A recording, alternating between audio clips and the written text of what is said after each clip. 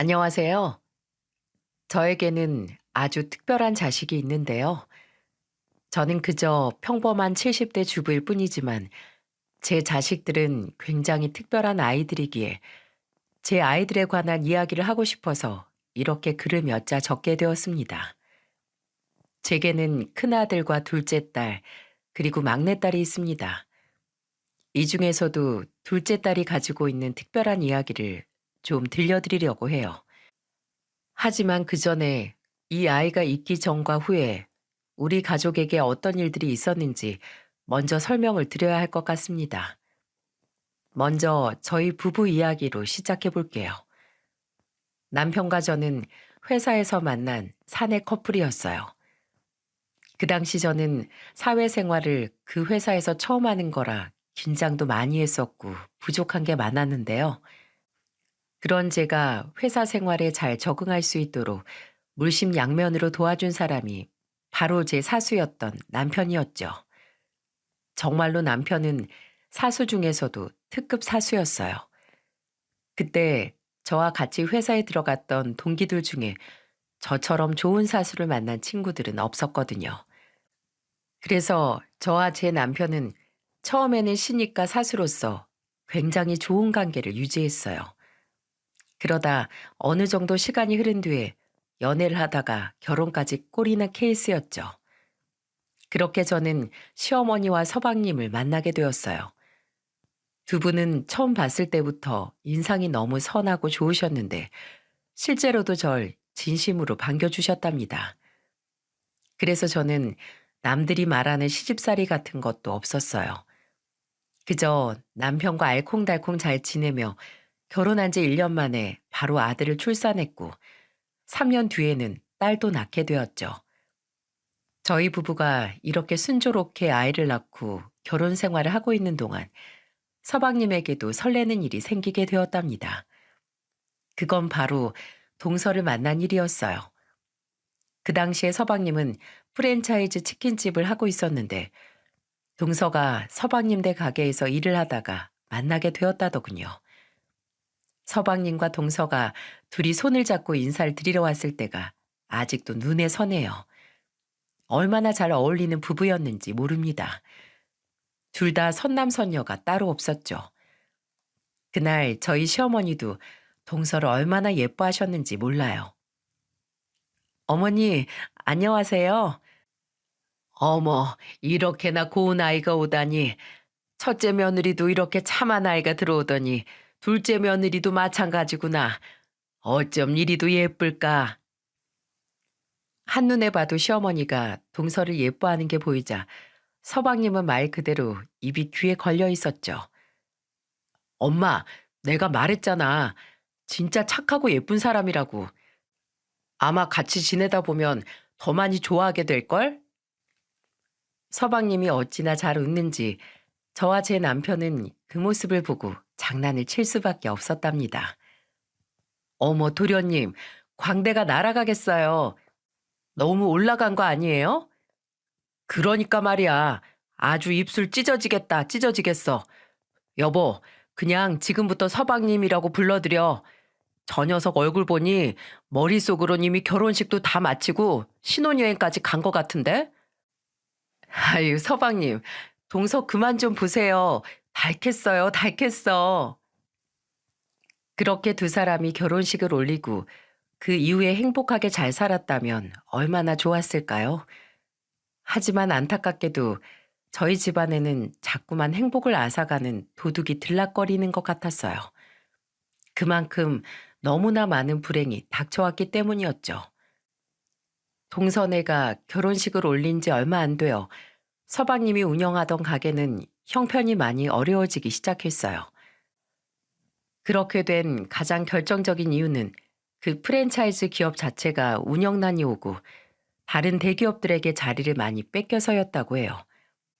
그래서 서방님은 결국 장사를 접게 되었고 급한 대로 일용직을 전전하게 되고 말았어요. 마침 또 동서가 결혼 1년 만에 딸아이를 출산한 직후에 또 둘째를 임신하게 되면서 서방님이 느끼셨을 부담감은 더 컸던 것 같습니다.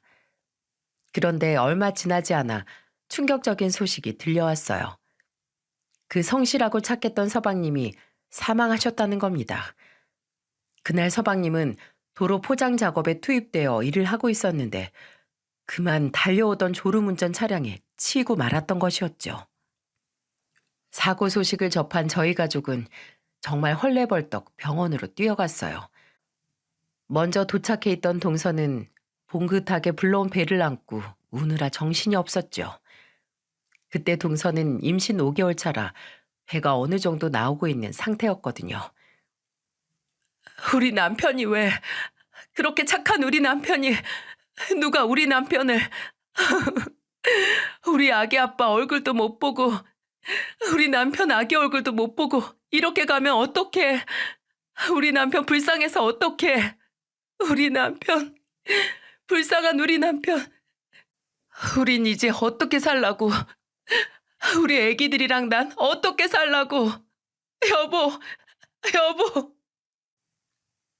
동서가 정신을 못 차리고 오열하고 있을 때 옆에서 큰 조카는 제 엄마를 따라 빽빽 울고 있었어요.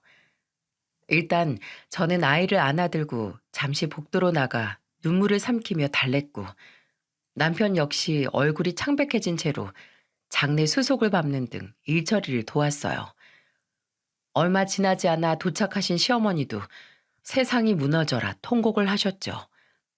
자식을 잃은 어머니의 슬픔이 얼마나 끔찍하겠습니까? 시어머니의 속은 정말 말도 못할 정도로 무너지셨을 거예요. 장례가 모두 끝나고 시어머니도 동서도 한동안 식사도 못하고 슬픔에서 헤어나오지 못했습니다. 그래서 저희 부부가 일부러 다 같이 모이는 자리도 만들고 주말에는 바깥바람도 쐬게 하는 등 노력을 했죠. 그나마 시어머니께선 점차 생활력을 되찾으시는 것 같았어요. 문제는 동서였죠. 가뜩이나 임산부가 그런 큰 충격을 받게 되니 온 가족들은 동서 걱정이 이만저만이 아니었습니다.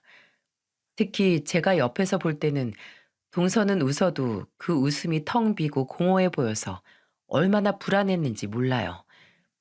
원래는 굉장히 밝고 명랑하던 사람이었는데 말입니다. 혹시라도 애엄마가 이상한 생각이라도 할까봐 저는 그게 너무 걱정되더라고요. 그래서 제가 거의 매일같이 연락하고 틈만 나면 찾아가는 등 계속 신경을 썼어요. 마침 그때는 제가 주부로 생활하던 때여서서 동서네 집에 찾아가기가 편하기도 했고요. 동서, 오늘 날이 너무 좋아. 우리 이불 빨래 한번 하자. 내가 이따 오후에 넘어갈게. 동서, 지금 집에 있어? 그럼 이리로 올래? 이번에 옆집에서 사과 한 박스를 받았는데 너무 달고 맛있지 뭐야. 와서 좀 가져가. 온 김에 밥도 먹고 가고. 동서, 지금 집이지? 나 오늘 미역국을 끓였는데 양이 너무 많아. 좀 가져다 줄게. 지금 출발한다. 그렇게 도착하면 동서는 반갑다며 웃기도 하고 딸아이 키우느라 힘들다는 얘기도 하고 가끔은 남편이 보고 싶다며 울기도 했지만 조금씩 마음의 병이 나아가고 있었어요. 하지만 배가 더 불러오면서 아무래도 아기를 돌보긴 어려워해서 저는 조카를 거의 제 딸처럼 도맡아 키우다시피 하고 있었답니다. 그의 동서는 항상 저를 보면 입버릇처럼 감사 인사를 했었죠. 형님, 너무 감사해요. 매번 형님도 둘째 민지 낳으신 지 얼마 안 되셨는데 제가 빨리 건강해질게요. 둘째도 건강하게 잘 낳을게요. 아유, 뭘. 예빈이가 동서 닮아서인지 너무 조용하고 순하더라. 애가 얼마나 빵긋빵긋 자르는지 몰라. 애들 보는 건 하나도 힘들지 않으니까 그런 걱정하지 말고 동서는 몸이나 신경 써. 저는 정말 진심으로 이야기를 했고 또 전부 사실이기도 했답니다. 당시엔 저희 아들이 막 4살이 되었을 때고 조카는 2돌이 찼을 때였죠. 태어난 지 얼마 안 된 제 막내딸은 아직 옹알이를 하고 있을 때였고요. 그런데 애들이 어찌나 순한지 아이들을 키우는 건 저에게 하나도 어렵지가 않았어요. 저는 그저 동서가 하루빨리 예전의 그 밝고 활기찬 모습을 되찾기만을 바랄 뿐이었죠. 그런데 참 하늘도 무심하시지. 저희 가족에게는 또 한 번의 커다란 슬픔이 닥치고 말았어요. 딸아이 예빈이를 위해서라도 잘 살아보려 마음을 다시 잡은 동서가 그만 둘째를 출산하다 사망한 것이었죠. 정말 하늘을 원망할 수밖에 없는 원통한 사건이었습니다. 그도 그럴 것이 동서가 진통이 시작됐을 때 병원으로 데려간 것이 바로 저였거든요. 동서가 아무리 진통을 호소하고 제가 아무리 간호사를 찾아가서 빨리 애를 받아달라고 해도 그 시간에 수술실이 다 찼다며 5시간이나 사람을 방치하더군요. 저는 발바닥이 부르트도록 병원 데스크에 다녀오며 호소를 했어요. 아니, 지금 저희 여기 온 지 3시간이 넘었어요. 응급이라니까요? 왜 애를 안 받아주시는 거예요? 수술은 오신 순서대로 진행되세요. 지금 앞에 2팀 남으셨으니까 조금만 더 기다려주세요. 그런 게 어딨어요. 급한 사람부터 먼저지. 환자들 상태부터 체크하고 우선순위를 정해야지. 무슨 선착순 같은 소리를 하고 있냐고요. 지금 우리 가족이 죽게 생겼다니까요. 산모도 애도 잘못되면 간호사님이 책임지실 거예요? 체크하고 말씀드리는 겁니다. 자리에 가서 기다리세요. 간호사는 정말 바늘로 찔러도 피 한 방울 안 나올 것처럼 매정하게 말을 하곤 자기 일을 하러 가버렸어요. 요즘에야 CCTV도 잘 되어 있고 인터넷도 빨라서 다른 곳을 바로 옮기던지 하겠지만 그 당시에 그런 게 어디 있나요? 저희 지역에서 제일 큰 병원이라곤 그곳밖에 없었고 다른 지역에 있는 병원으로 빨리 옮기는 일은 막막하기만 했을 뿐이었죠. 그렇게 5시간 만에 수술실에 들어간 동서는 결국 제왕절개를 통해 아이를 낳았지만 아이는 출산 후 1시간 만에 산모였던 동서는 하루 만에 하늘나라로 가버렸어요. 저희 가족은 그 모든 상황을 눈으로 보고도 믿을 수가 없었죠. 소식을 전하는 의사의 말은 황당하기만 했습니다. 출산 중 태아 곤란증이 발생해 이런 문제가 생긴 것 같습니다. 저는 기가 차서 쏘아붙였죠. 그게 무슨 말이에요? 태아랑 산모 모두 건강했다고요. 건강한 태아에게도 이런 일이 발생할 수 있습니다. 유감입니다. 그 뻔뻔한 의사의 말을 듣고 옆에 있던 남편도 고함을 지르며 대응했습니다. 뭐라고요? 당신들이 처음부터 수술을 제대로 진행했으면 이런 일이 일어났겠어? 그럼 산모는 왜 죽게 내버려 뒀냐고? 당신들 도대체 무슨 짓을 한 거야? 똑바로 말 안 해? 그간의 기록을 살펴보니 산모부는 원래 건강 상태가 그다지 좋지 않았고 약간의 저혈압 증상이 있었습니다. 그래서 수술 후 저혈압 쇼크가 찾아왔던 것 같은데요. 저희도 최대한 막아보려 했지만 역부족이었습니다. 말 같지도 않은 소리 하지 마. 당신들이 언제 최대한 막아보려 했다는 거야? 사람이 죽도록 거들떠도 안 보고 방치해놓고. 우리가 아무리 소리를 지르고 반박해도 의사는 최대한 말을 아끼고 자리를 뜨더군요. 아무리 불러세우고 남편이 멱살을 잡으려고 해도 다른 보안팀 직원에게 제지당할 뿐이었어요. 시어머니는 그만 그 자리에서 혼절을 해버리셨죠.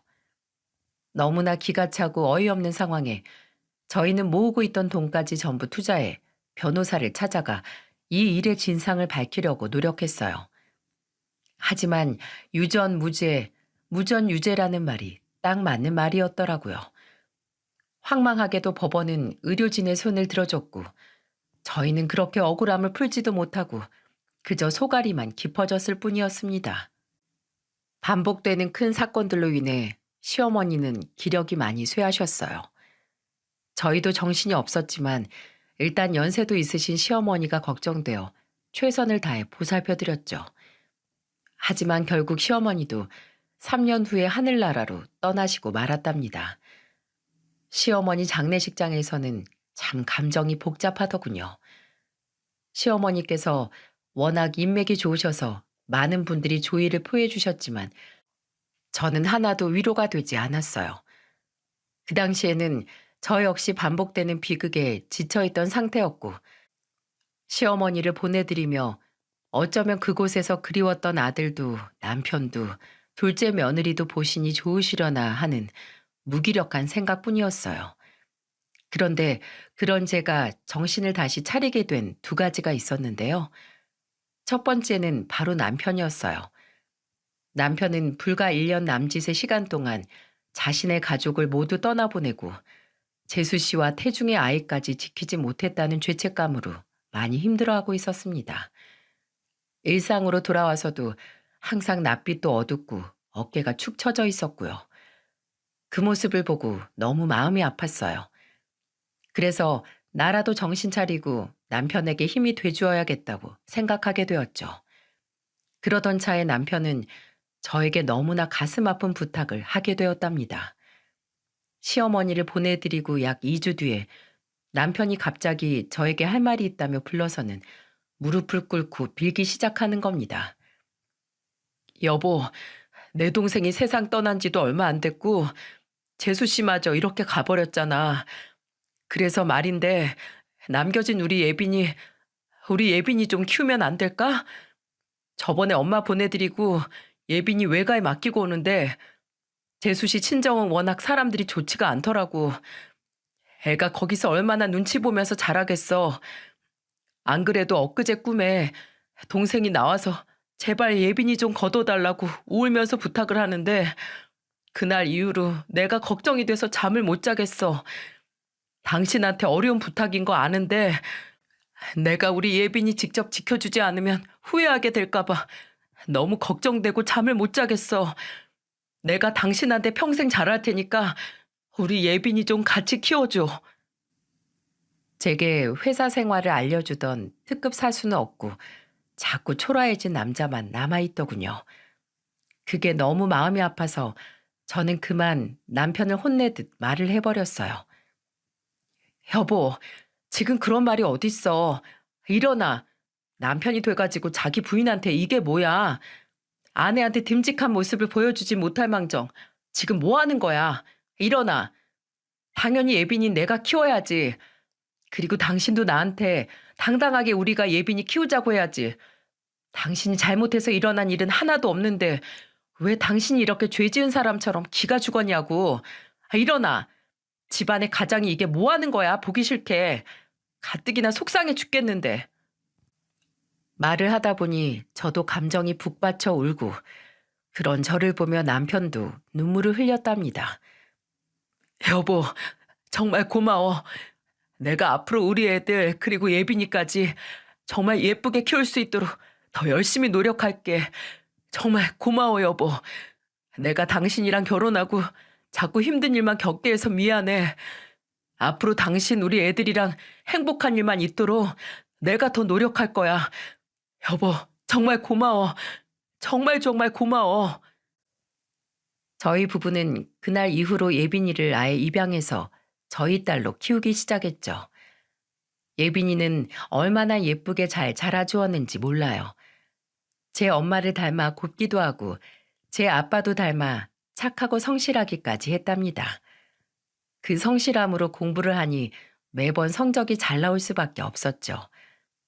예빈이를 키우는 일은 저에게는 항상 기쁨이었어요. 그런 반면 저희 집엔 예빈이와는 너무나 상반되는 문제아도 한 명 있었는데요. 바로 예빈이보다 2살 많은 제 큰아들 동호였습니다. 동호는 예빈이가 제 친딸이 아니라는 걸 알고 있었어요. 동서가 떠날 당시 4살이었던 그 작은 아이가 그 옛날 일을 다 기억하더라고요. 아무래도 저희 집안에 일어났던 모든 아픈 일들이 동호가 한창 부모 사랑받고 커야 했던 시기에 일어나서였는지 저희도 동호에게 충분한 사랑을 주지 못했던 것 같습니다. 나중에 생활이 좀 안정되고 나서 그제라도 아이들을 더 살뜰히 챙기려 노력하긴 했는데 예빈이까지 포함해서 균등하게 대하려고 했던 게 아들 동호에게는 맞지 않았던 모양이에요. 동호는 유치원을 다닐 때부터 예빈이에 대한 시기 질투를 늘 가지고 있었는데요. 동호가 자주 예빈이 내 친동생도 아닌데 라는 말을 툭툭 내뱉곤 했습니다. 엄마, 예빈이 내 친동생도 아닌데 왜 자꾸 양보하라 그래? 엄마, 예빈이 내 친동생도 아닌데 왜 우리 집에서 같이 살아? 엄마, 내가 엄마 진짜 아들인데 왜 나한테 더 잘해주지 않아? 그럴 때마다 저는 동호에게 예빈이도 똑같이 엄마 자식이고 엄마는 동호도 예빈이도 막내 민지도 똑같이 사랑한다고 설명해 주었죠. 하지만 동호의 엇나간 마음은 쉽게 돌아오지 않는 것 같았어요. 심지어는 제가 없을 때 예빈이를 괴롭히기도 하는 것 같더라고요. 그 일을 직접적으로 목격하게 된 날, 저는 큰 충격을 받을 수밖에 없었답니다.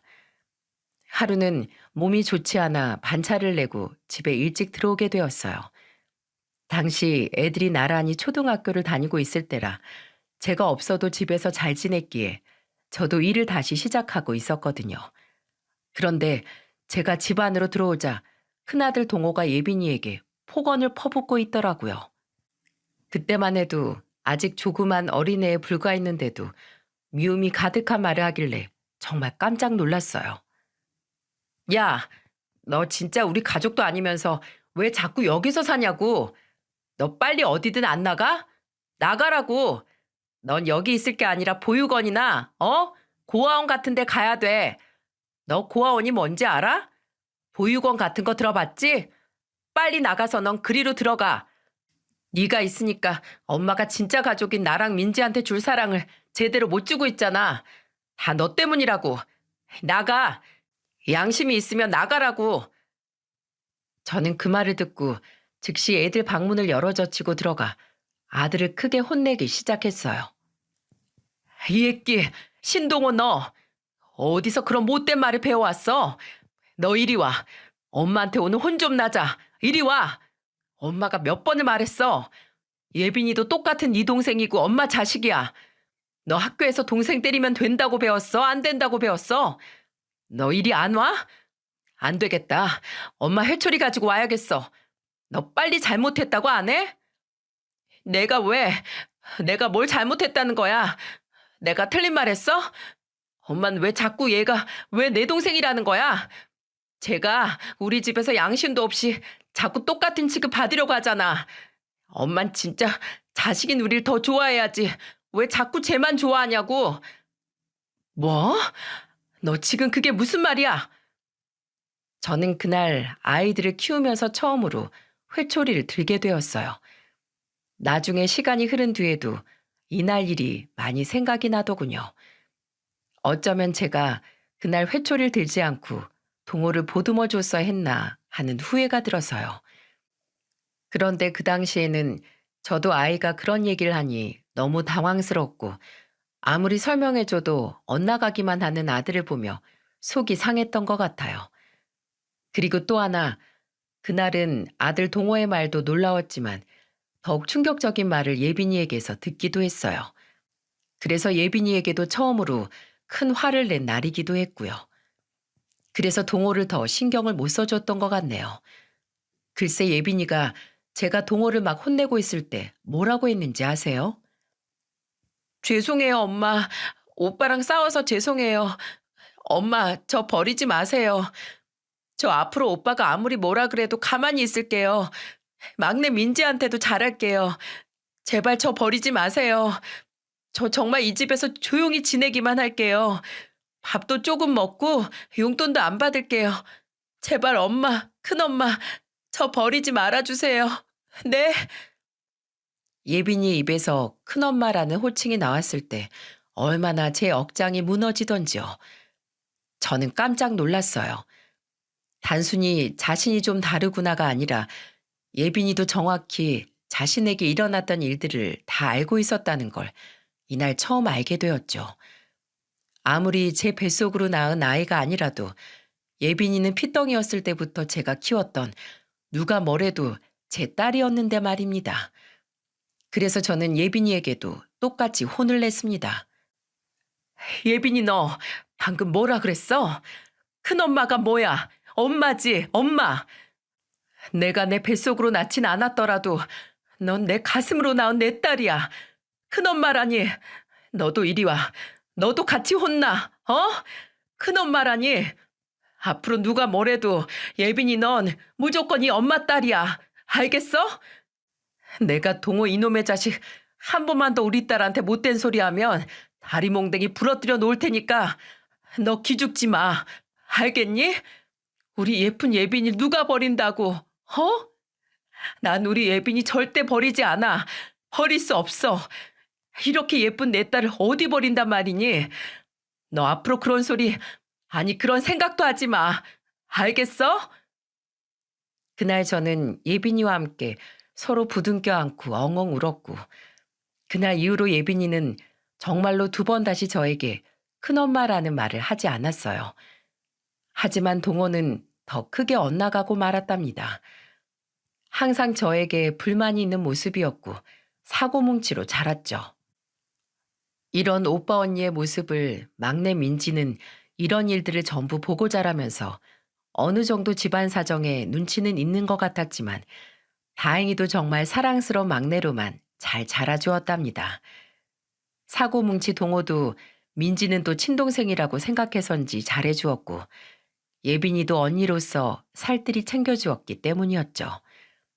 그래도 집안의 분위기 메이커가 되는 막내 민지가 있어서 지난 세월 동안 저희 가족이 이만큼 화목해질 수 있었던 것 같아요. 그렇게 30년이 넘는 시간이 지나고 아들 동호도 막내 민지도 결혼을 하게 되었어요. 그런데 신랑과 알콩달콩 잘 사는 민지와는 달리 동호는 2년 만에 이혼을 했습니다.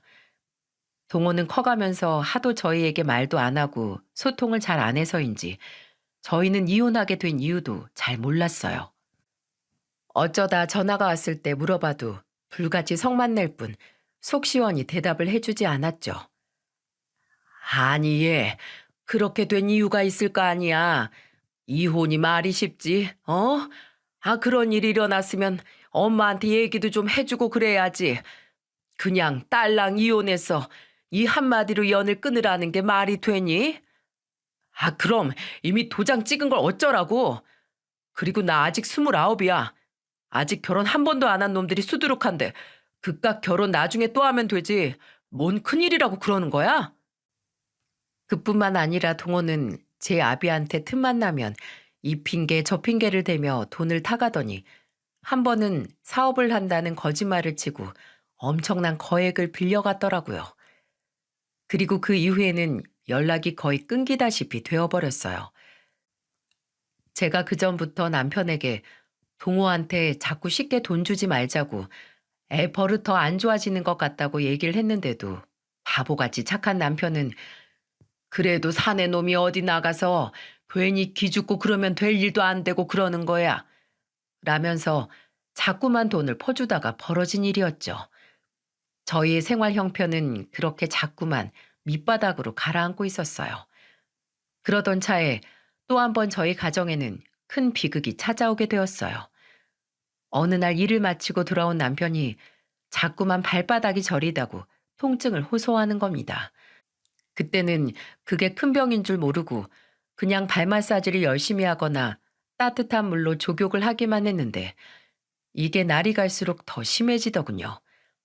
그래서 제가 큰 병원에 가서 검사를 받아보자고 했지만 예전 동서 때 일로 병원에 큰 불신을 갖고 있던 남편은 뭐 큰일 있겠어? 하고 넘기더라고요. 그런데 통증에서 끝나지 않고 물집이 잡히기 시작하길래 저는 남편 손을 붙들고 큰 병원에 억지로 데려갔습니다. 그리고 검사를 진행해 봤는데 결과는 충격적이었죠. 의사 입에서 나오는 말은 도저히 믿을 수가 없었어요. 아버님, 당뇨가 이렇게 심하신데 왜 이제야 병원에 오신 겁니까? 지금 발바닥에 피가 통하지 않아 통증이 생기시는 거예요. 당뇨 합병증이시고요. 이미 괴사가 진행되고 있어서 곧바로 치료를 들어가더라도 얼마나 복구되실지 장담할 수 없습니다. 말 그대로 눈앞이 캄캄해지는 것 같았죠. 애꿎은 남편에게 왜 진작 말하지 않았냐고 소리를 쳤지만 이미 제대로 치료를 할 수 있는 시기가 지났다고 하니 할 수 있는 게 많지 않았어요. 저는 있는 돈 없는 돈까지 전부 긁어 모아 치료를 진행했지만 병원비를 감당할 수 없었고 결국 남편은 오른쪽 발을 절단하고 의족을 찰 수밖에 없었답니다. 이 소식을 듣고 저희 두 딸 예빈이와 민지는 어떻게든 도움을 주려고 했지만 결국 의족을 찬 아버지를 보고 굉장히 슬퍼했죠. 하지만 인생사 세옹지마라고 했던가요? 당시 로스쿨을 다니고 있던 예빈이는 더욱 도끼를 품고 공부를 열심히 하기 시작했어요. 그리고 로스쿨을 마치고 나서 뒤이어 한 번의 변호사 시험까지 붙어버리는 기염을 토했고요.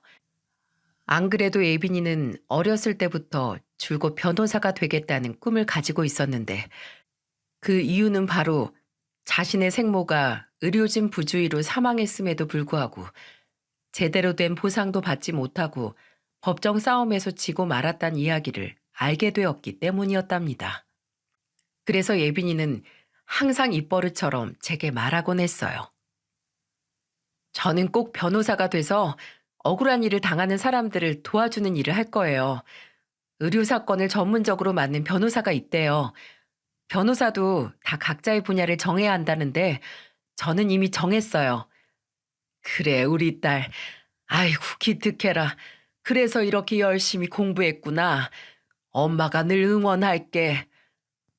그랬던 우리 예빈이가 변호사 시험 결과가 나오는 날 저희 집으로 와서 안겨올 때 얼마나 감격스러웠는지 모릅니다.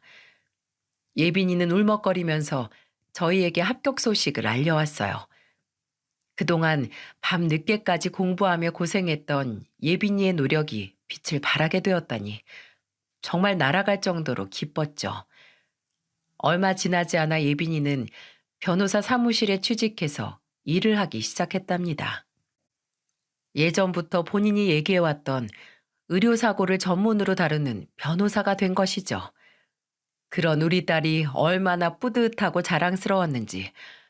그뿐만 아니라 예빈이는 3년 후에 또 다른 기쁜 소식을 제게 가져다 주었어요. 바로 결혼할 사람이 생겼다는 것이었죠.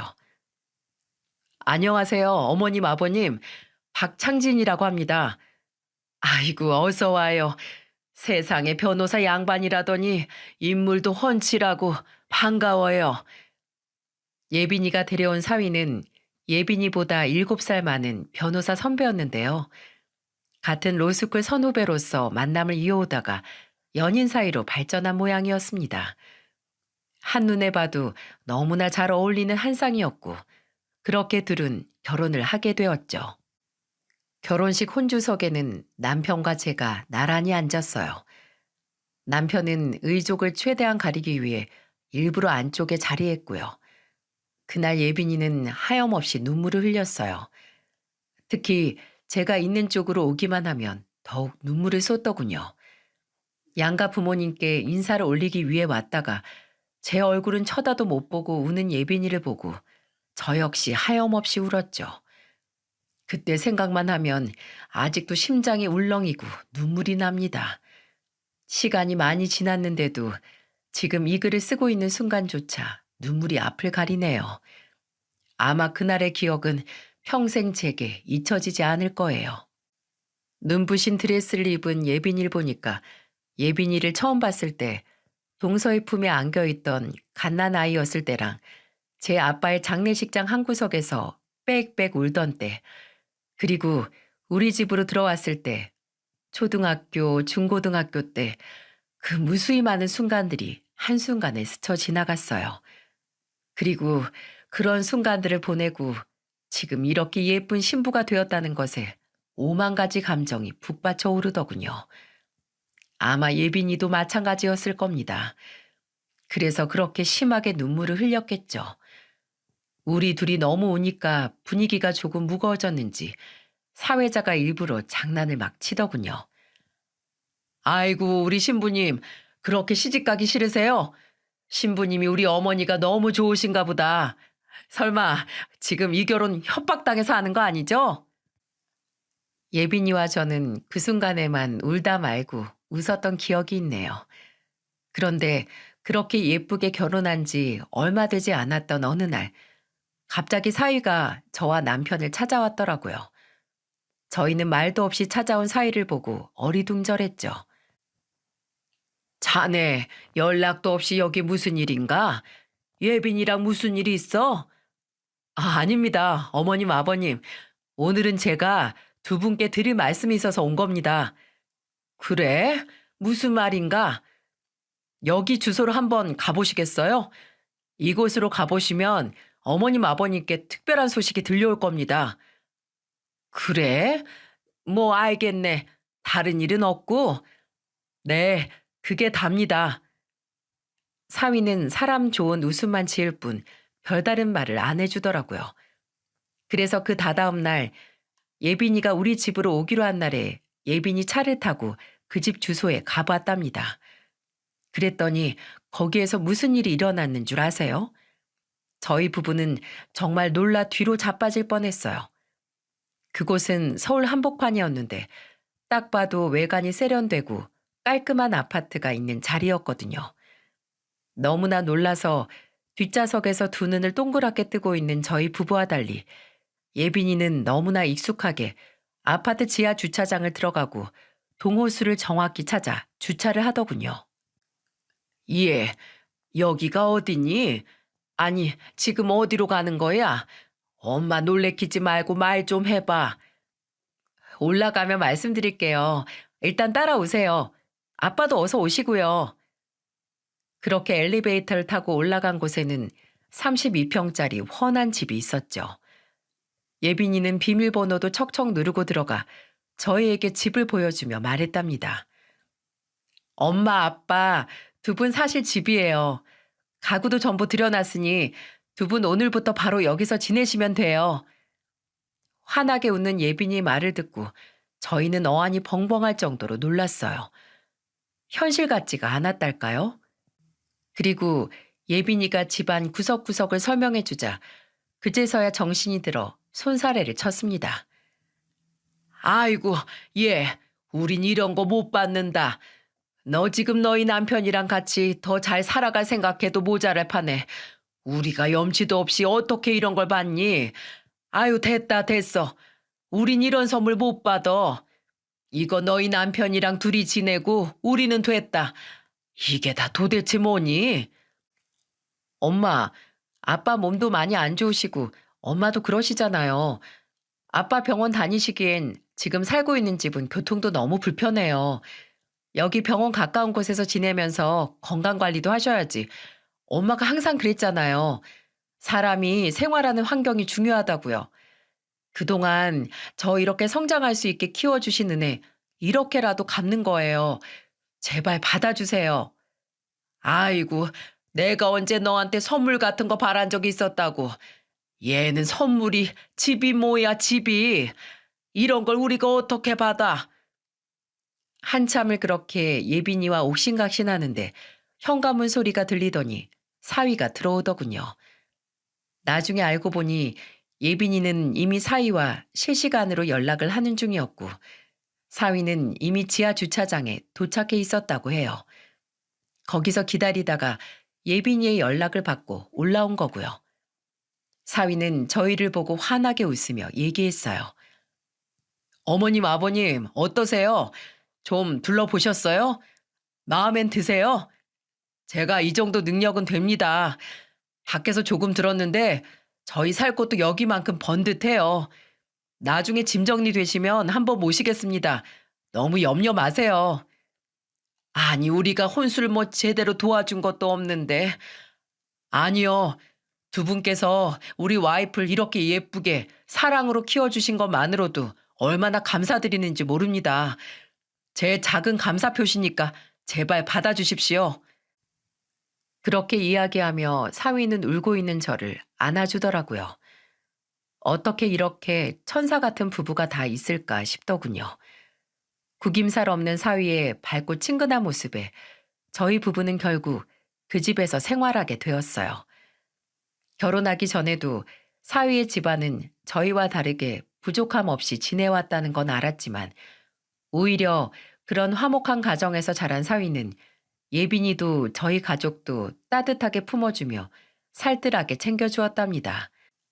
그리고 집안의 도움 없이도 이미 예빈이보다 경력도 오래되고 변호사들 사이에서도 알아주는 실력자였기 때문에 사위의 능력이 출중한 것 같았어요. 그런 사위는 예빈이에게 가정사를 전부 듣게 되었는지 예빈이가 얼마나 우리를 끔찍하게 생각하고 저희가 또 얼마나 예빈이를 아껴 키웠는지 다 알고 있더군요. 그래서 이렇게 통 큰 선물을 해준 듯 했어요. 그런데 사위의 선물은 여기서 끝이 아니었어요. 사위는 저의 가장 아픈 손가락이 누구인지도 알고 있었습니다.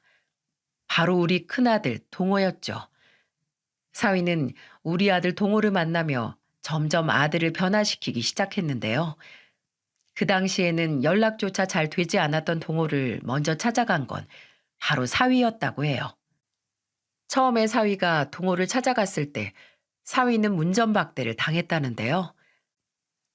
형님, 저 예빈이랑 결혼한 박창진이라고 합니다. 결혼식 때도 인사를 못 드려서 이번에 이렇게 찾아뵙고 인사드리러 왔습니다. 뭐야? 걔가 결혼을 했어? 근데 어쩌라고?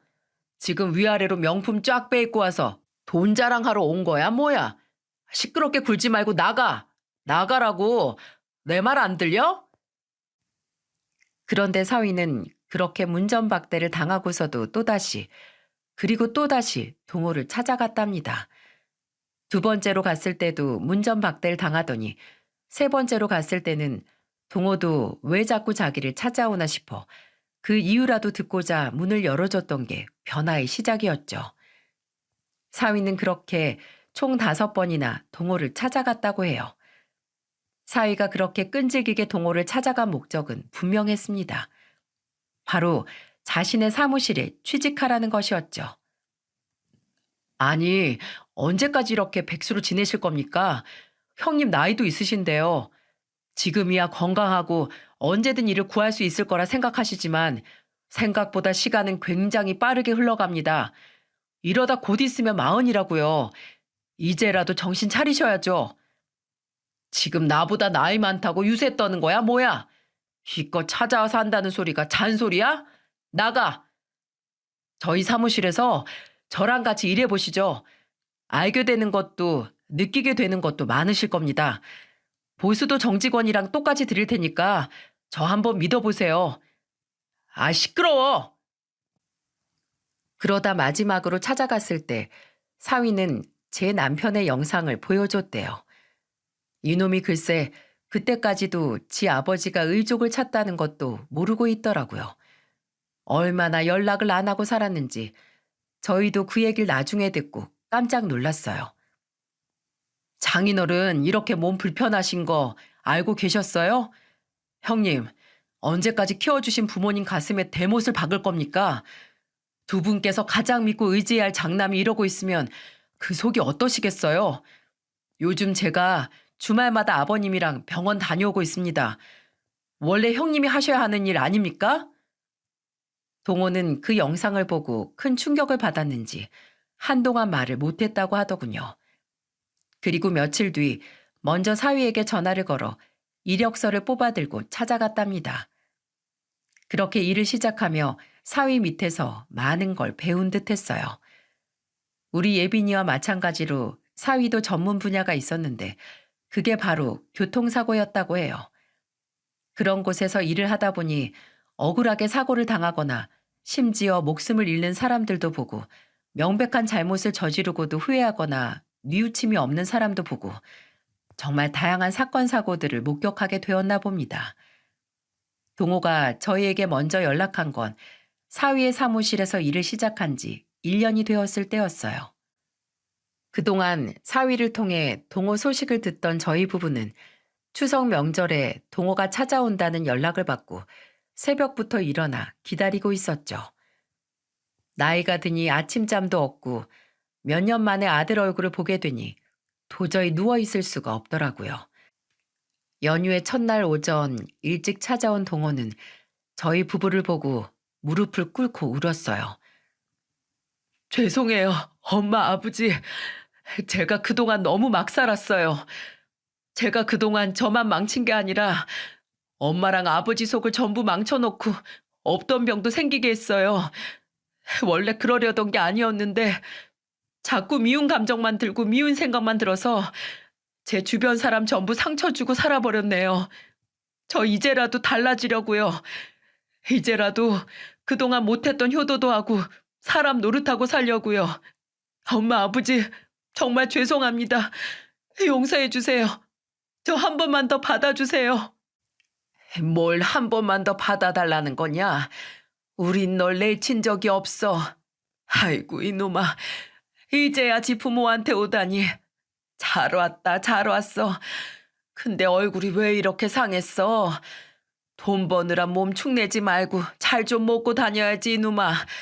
그렇게 속을 썩히더니만. 잘 왔다, 우리 아들. 죄송해요, 엄마. 그렇게 현관에서부터 저와 제 남편, 그리고 우리 아들 동호는 서로 부둥켜 안고 얼마나 눈물을 흘렸는지 몰라요. 그리고 그날 이후로 동호는 우리 착한 아들로 돌아왔답니다. 애가 어려서부터 눈치는 빠르고 머리가 빠릿빠릿하더니 사위 사무실에서 일도 나날이 느는 모양이고요. 이 모든 일은 전부 우리 예빈이와 사위 덕분이었어요. 요즘 저희 가족은 더할 나위 없이 행복해요. 막내딸 민지는 제 아빠를 똑 닮은 건강한 아들을 낳았고, 예빈이 역시 지난주에 임신 8주차라며 기쁜 소식을 알려왔답니다. 사위의 사무실은 나날이 번창하고 있고, 아들은 일을 제대로 배워서 사무장까지 다는 걸 목표로 열심히 일을 하고 있고, 주말마다 찾아와 저희와 함께 시간을 보내고 있답니다. 다다음 주에는 온 가족이 다 같이 제주도로 여행을 가기로 해서 설레는 마음으로 기다리고 있고요. 이런 걸 보면 옛날 말이 아주 틀린 건 아닌 것 같아요. 왜 고진감래라는 말이 있잖아요.